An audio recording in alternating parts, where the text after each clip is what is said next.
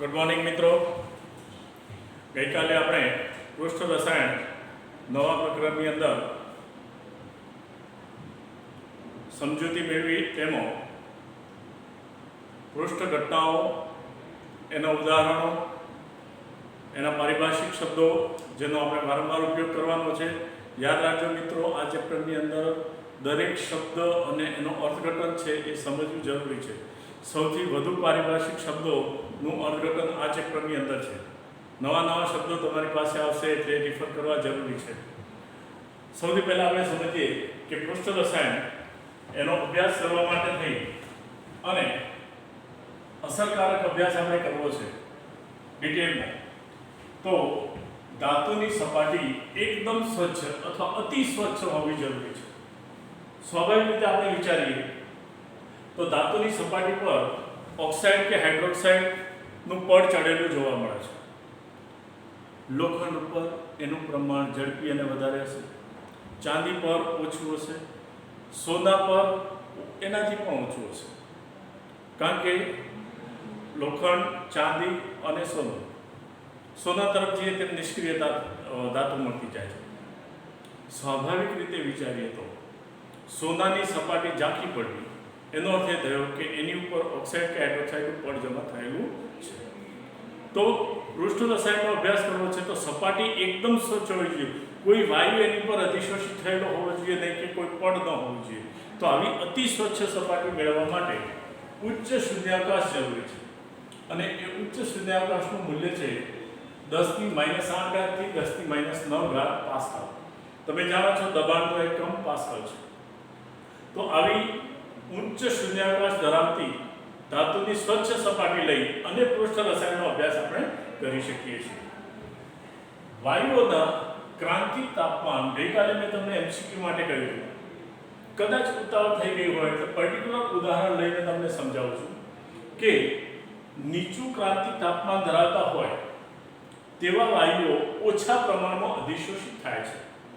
તો ક્રાંતિક તાપમાન વિશે ધોરણ 11માં આપણે ભણી ગયા છે કે જે નિશ્ચિત તાપમાન કરતાં નીચા તાપમાને વાયુનું પ્રવાહીકરણ થઈ શકે તે તાપમાનને ક્રાંતિક તાપમાન તરીકે ઓળખવામાં આવે છે. એટલે મિનિમમ એટલું તાપમાન તો હોવું જ જોઈએ. તો પહેલો ફેક્ટર આવે છે ક્રાંતિક તાપમાન, પછી બીજો ફેક્ટર આવે છે ક્રાંતિક દબાણ, કે એનાથી એ તાપમાનથી ઊંચા તાપમાને ગમે તેટલું દબાણ દર્શાવે તો પણ વાયુનું પ્રવાહીકરણ થઈ શકતું નથી. તો કેટલાક વાયુઓના ક્રાંતિક તાપમાન આપણને અહીંયા દર્શાવેલા છે કે H2, N2 અને CO. આ ત્રણ વાયુ પહેલા આપણે લીધા.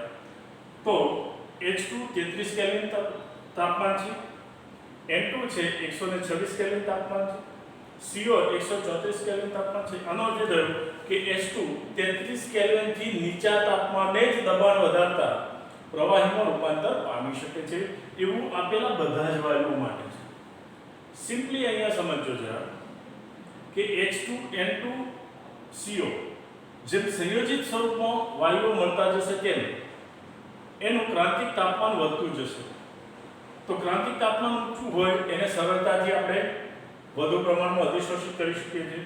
તો CH4, CO2, HCl, NH3, SO2 એ પ્રમાણે આપણને આપેલા છે. આ ક્રમ જે છે એ આંકડા યાદ ન રાખીએ પણ ક્રમ યાદ રાખવો જરૂરી છે. આમાંથી કોઈ પણ ચાર વાયુ આપીને આપણને પ્રશ્ન પૂછ્યો હોય કયો વાયુ વધુ પ્રમાણમાં અધિશોષિત થાય છે, નીટ જેવા પ્રશ્નની અંદર આનો ક્રમ છે પૂછી શકાય. કારણ કે એના માટે ચાર વાયુઓના ક્રાંતિક તાપમાન વિશેની કોન્સેપ્ટ તમારા મગજમાં હોવો જરૂરી છે.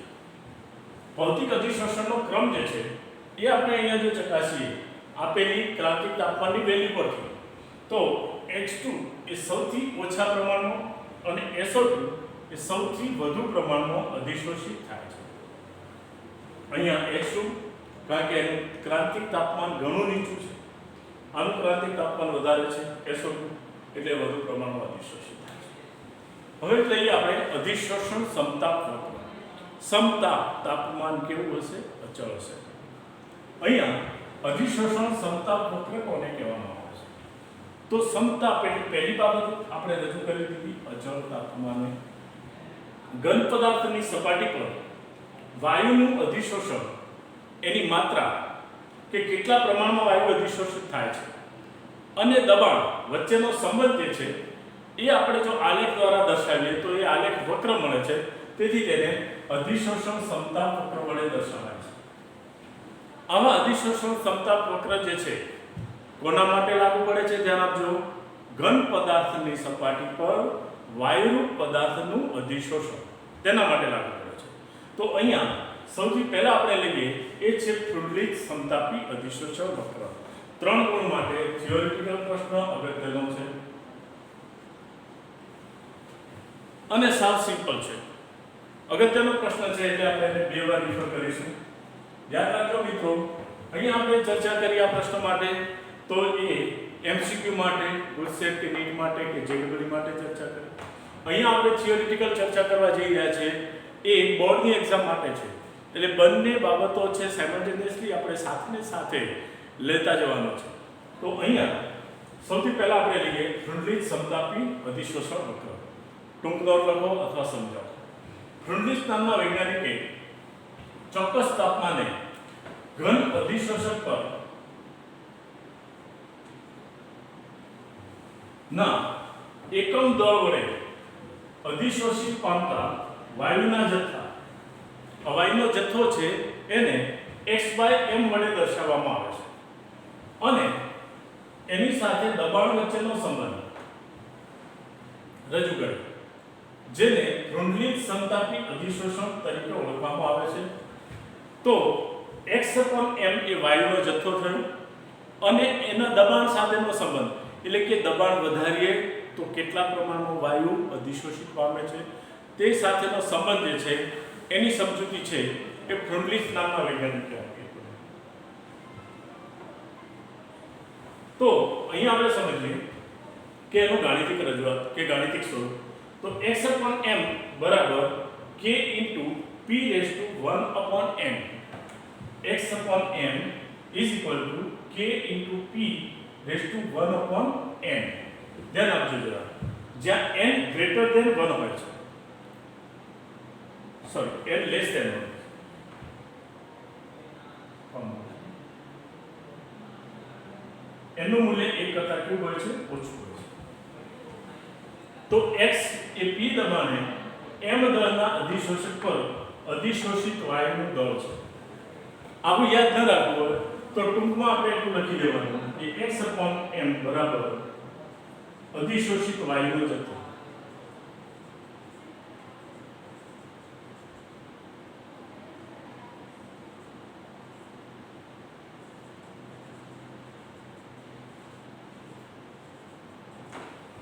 જેને x/m વડે આપણે દર્શાવીશું.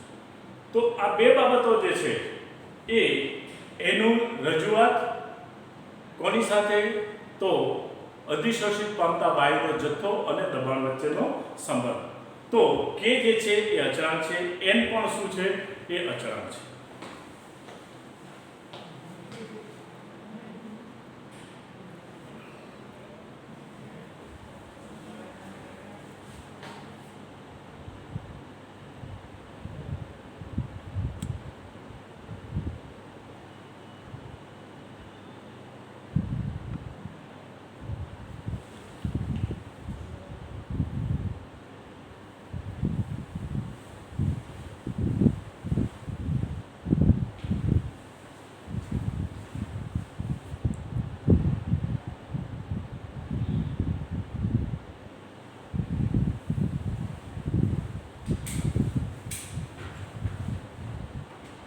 તો અહીં આપણે સમજીએ k અને n એ બંને કેવા છે? અચળાંકો છે. જે કોની પર આધાર રાખે છે? તો વાયુના સ્વભાવ અને અધિશોષક પર આધાર રાખે છે. એટલે અધિશોષકનો સ્વભાવ કેવો છે? જે હમણાં જ આપણે જોયું, વધારે પ્રમાણમાં અધિશોષિત થતા હોય, ઓછા પ્રમાણમાં અધિશોષિત થતા હોય તો એ અધિશોષકની પ્રકૃતિ છે. અહીંયા અધિશોષકની પ્રકૃતિ. અહીંયા x/m અને p એનો આલેખ જો આપણે દોરીએ તો જુદા જુદા તાપમાને 273 કેલ્વિન તાપમાને આ પ્રમાણે વક્ર મળે. ધ્યાન આપજો મિત્રો, આલેખ સમજવામાં ઘણાને કન્ફ્યુઝન થતું હોય છે. 244 કેલ્વિન તાપમાને મળે, 195 કેલ્વિન તાપમાને. તો આ જે છે x/m એ અધિશોષણની માત્રા છે. તો અહીંયા 273 કેલ્વિન તાપમાને આટલું અધિશોષણ. તાપમાન ઘટાડી એનાથી નીચા તાપમાને આ પ્રમાણે અધિશોષણ. તો આ 3 પોઈન્ટ જે આપણને મળ્યા એને આધારિત આપણે શું તારવણી કાઢી શકીએ? તો x/m વિરુદ્ધ p નો આલેખ વક્ર જે છે, આ ત્રણે ત્રણ વક્રો એ શું સૂચવે છે કે તાપમાન વધે તે ભૌતિક અધિશોષણ શું થાય છે? ઘટે છે. ગઈકાલે આપણે ભણી ગયા હતા કે તાપમાન વધે તે ભૌતિક અધિશોષણ શું થાય છે? ઘટે છે. ભૌતિક અધિશોષણ અને રાસાયણિક અધિશોષણના તફાવત માટે. તો અહીંયા તાપમાન ઓછું છે તો અધિશોષણની માત્રા x/m વધારે છે. એનાથી તાપમાન વધારે તો અધિશોષણ માત્રા ઘટી. એનાથી ઊંચા તાપમાને અધિશોષણની માત્રા ઘટી. હવે આ જે છે કે તાપમાન વધે ભૌતિક અધિશોષણ ઘટે છે, પરંતુ ઊંચા દબાણે જો દબાણ વધારતા જઈએ તેમ તેમ આ દબાણ છે આ વધારતા જઈએ છે તેમ તેમ છે એ સંતૃપ્તતા તરફ વધે છે. અહીંયા પણ અધિશોષણ માત્રા શું થાય છે? વધતી જાય છે. એ જ રીતે અહીંયા પણ અધિશોષણ માત્રા શું થતી જાય છે? વધતી જાય છે. તો ઊંચા દબાણે સંતૃપ્તતા તરફ જાય છે. સિમ્પલ બાબત આપણે સમજીએ તો ઘનની સપાટી પર વાયુ પસાર કરે તો એ થોડાક પ્રમાણમાં અધિશોષિત થશે, પણ જેમ દબાણ વધારીશું એમ એ ભૌતિક અધિશોષણ છે એટલે એક સ્તર બની ગયું. દબાણ વધાર્યું તો એ બીજું સ્તર વધશે, એની અંદર દાખલ થશે. તો ઊંચા દબાણે એમ કેવો થયો? સંતૃપ્તતા તરફ જાય છે. પછી એનાથી ઊંચું દબાણ લઈ જઈએ તો શું થાય છે? પાછળ આપણે જોઈએ છે, જરાક સમજીએ પહેલા કે ફ્રુન્ડી સમીકરણનું ઘાતાંક સ્વરૂપ આપણે લઈએ તો એ ઘાતાંક સ્વરૂપ આપણને મળે છે log x/m બરાબર log k વત્તા 1/n log p. આ સમીકરણને આ રીતે પણ લખી શકીએ 1/n log p વત્તા log k. આ સમીકરણને y બરાબર mx c સાથે આપણે સરખાવી દઈએ તો log x/m એ y ધરી પર મળે છે, log p જે છે એ x ધરી પર મળે છે. તો log x/m આપણે y અક્ષ ઉપર લઈ લીધું, log p છે એને x અક્ષ ઉપર લઈ લીધું. તો એ આલેખ આ રીતે સીધી રેખા મળે છે અને એ આલેખમાં y અક્ષ પરનો આંતરછેદ જે છે જેનું મૂલ્ય log k જેટલું હોય છે અને ઢાળ બરાબર એનું મૂલ્ય કેટલું હોય છે? 1/n જેટલું હોય છે. તો આલેખ પરથી ઢાળ બરાબર 1/n અને આંતરછેદ બરાબર log k પરથી n અને k ના મૂલ્યો મેળવી શકાય છે. આ બંને અચળાંકો છે એના મૂલ્યોની સમજૂતી આ રીતે આપણે મેળવી શકીએ છીએ આલેખ પરથી. તો ફ્રુન્ડીચે જે સમીકરણ આપ્યું એ સમીકરણમાં બધી બાબતોની સમજૂતી આપણને મળતી નથી, તો એને આપણે સમજીશું મર્યાદાઓ તરીકે.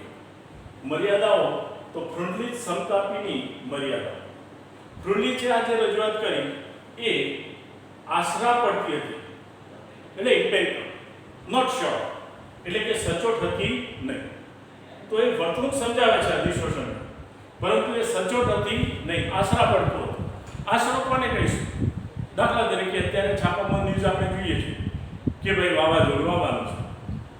તો વાવાઝોડું આવવાનું છે, એક્ઝેક્ટ કયા સમયે આવશે, ક્યાં ટકરાશે, એના માટે વૈજ્ઞાનિકો ચોક્કસ નથી, આશરા પડતું છે કે ભાઈ પહેલા વિસ્તારમાં ટકરાશે, પછી પાછું વિખેરાઈ ગયું અથવા પાછું ફંટાઈ ગયું. આવી બધી બાબતો થતી હોય તો એને આશરો પડતો એમ આપણે કહી શકીએ. બરાબર છે? 1/n નું 0 થી 1 સંભવિત મૂલ્ય 0.1 થી 0.5 વચ્ચે હોય છે. તો એ મૂલ્ય 1 કરતા ઓછું હોય છે. હવે આ મૂલ્યને કન્સિડર કરી 1/n બરાબર 0 થાય ત્યારે x/m બરાબર શું થઈ જશે? અચળાંક થશે. સમીકરણમાં આપણે કિંમત મૂકીએ તો જે દર્શાવે છે કે અધિશોષણ દબાણથી સ્વતંત્ર છે. અહીંયા આપણે કિંમત મૂકીએ x/m બરાબર k * p⁻1/n. બરાબર છે? 1/n n બરાબર ધારો કે આપણે 0 લઈએ, n બરાબર 0 લઈએ તો આ ઇન્ફિનિટી થઈ જાય. તો અધિશોષણ દબાણથી કેવું થઈ જાય? સ્વતંત્ર. હવે 1/n બરાબર ધારો કે 1 લઈએ તો આ સમીકરણમાં p⁻n 1/n n બરાબર 1 લઈએ તો આ મૂલ્ય 1 થઈ ગયું. તો સમીકરણ શું મળ્યું? x/m બરાબર kp થાય. આથી x upon m proportional to શું મૂકી શકીએ p કેને કાઢી નાખ્યો તો ચલે છે દર્શાવી દીધું જે દર્શાવે છે કે અધિશોષણ દબાણના કેવા પ્રમાણમાં છે સમપ્રમાણમાં આનો અર્થ એવો થયો કે જેમ જેમ દબાણ વધારતા જઈએ તેમ અધિશોષણની માત્રા વધતી જાય પરંતુ લાસ્ટ પોઈન્ટ આવે છે કે વધુ ઊંચા દબાણે વક્ર છે એ વિચલન દર્શાવે છે આ વક્રનું વિચલન છે એ આપણે સમજીએ તો અહીંયા આલેખને ફરીથી દોરું છું આ જે સમજૂતી છે પરીક્ષામાં તમારે દર્શાવવાની જરૂર નથી